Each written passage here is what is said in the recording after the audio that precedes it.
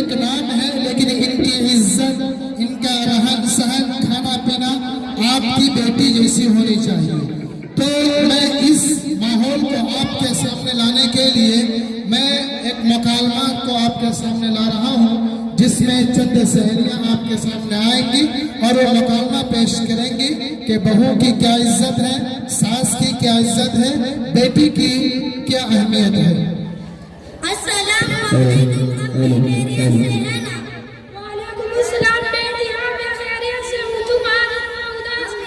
आज ऑफिस में बहुत काम था और मैं बहुत थक गई हूँ। भाभी कहाँ है? वो तो हमेशा से ही सोई रहती है। अम्मी, मैं जब भी ऑफिस से आती हूँ भाभी सोई ही रहती है।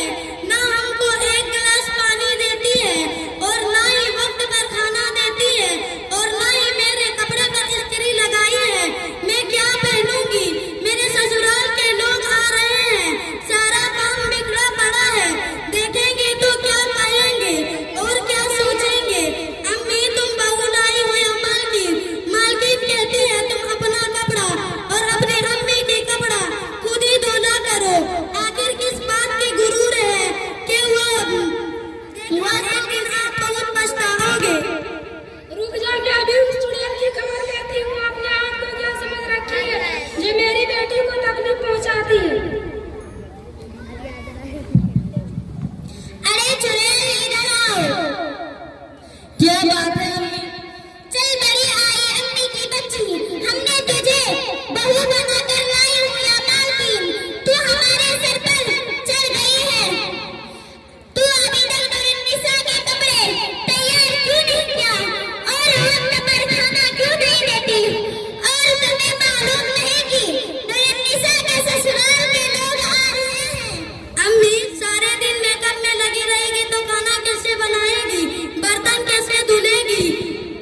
हाथ काले हो जाएंगे ना, हाथ गिर जाएंगे ना। मैं एक हफ्ता पहले मैं 1 दर्जन साबुन लाई थी, अभी 1 हफ्ता ना हुआ कि सारा साबुन खत्म हो गया। हाय अल्लाह, मैं तो साबुन व क्रीम ला ला कर थक गई हूँ। कभी ये खत्म, कभी वो खत्म, कभी आँख से देखा हो तब ना। ये जब से घर में आई है सारी बरकतें चली गई।